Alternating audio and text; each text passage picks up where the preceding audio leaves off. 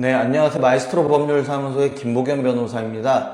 간경화로 오랜 기간 투병 중이신 환우분들과 곁에서 간병하시는 가족분들 정말 고생이 많으신데요. 투병 생활에 조금이나마 보탬이 되고자 예전에 가입해 두었던 말기 간경화 진단비, 그런데 막상 보험금을 청구를 하면 보험사에서 병원 기록을 다 뒤져보겠다면서 심사를 미루거나 아예 돈을 못 주겠다고 나오는 경우가 참 많습니다.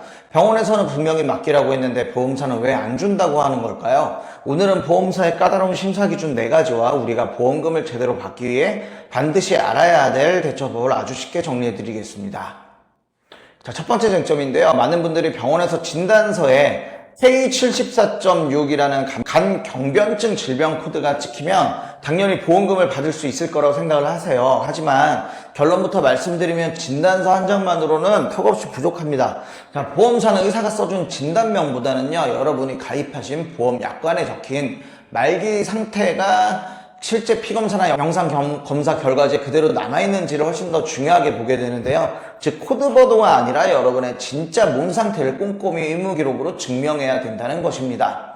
자, 그럼 약관에서 말하는 말기 상태란 대체 뭘까요? 이게 두 번째 핵심인데요. 간기능 평가지표 중에서도 차일드표 점수라는 게 있습니다. 이 점수가 무조건 높아야 한다고 오해하시는 분들이 많은데요. 약관에 그 점수가 필수로 적혀 있는 게 아니라면 절대적인 기준은 아닐 겁니다. 이 점수는 환자의 위중함을 보여주는 참고 자료일 뿐이죠. 진짜 중요한 건 약관에 적힌 4가지 중증 합병증 중에 하나 이상이 실제 진료 기록에 있느냐 여부입니다. 첫째, 복수증입니다. 단순히 배에 물이 조금 차는 게 아닙니다.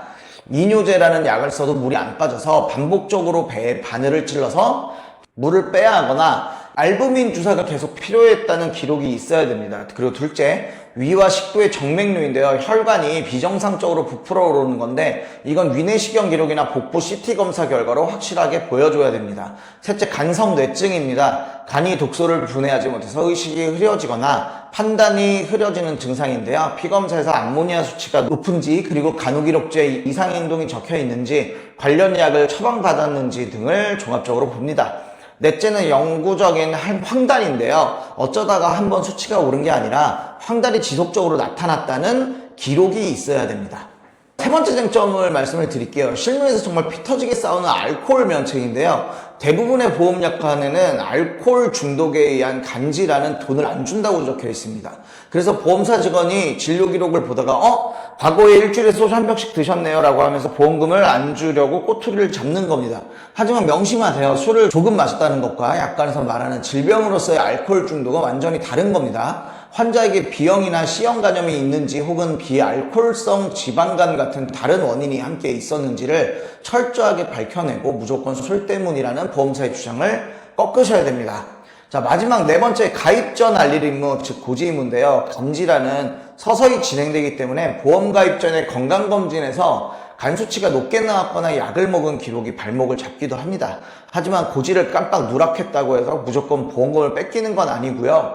가입할 때 보험사가 질문지에서 뭘 물어봤는지, 환자가 그 사실을 정말 알 수 있었는지, 그리고 보험사가 법적으로 계약을 깰 수 있는 기간인 가입 후 3년이 이미 지났는지 등을 종합적으로 따져보면 충분히 방어할 수 있는 길이 있습니다. 자, 정리해보겠습니다. 말기 간경화 진단비는 서류를 얼마나 꼼꼼하게 준비해야 하느냐에 따라 수천만 원의 결과가 완전히 뒤바뀝니다.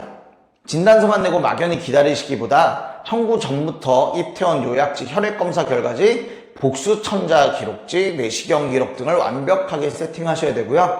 대형 보험사의 까다로운 심사 기준 앞에서 막막함을 느끼신다면 주저하지 마시고 저희 마이스트로 법률사무소를 찾아주십시오. 지금까지 김보겸 변호사였습니다. 감사합니다.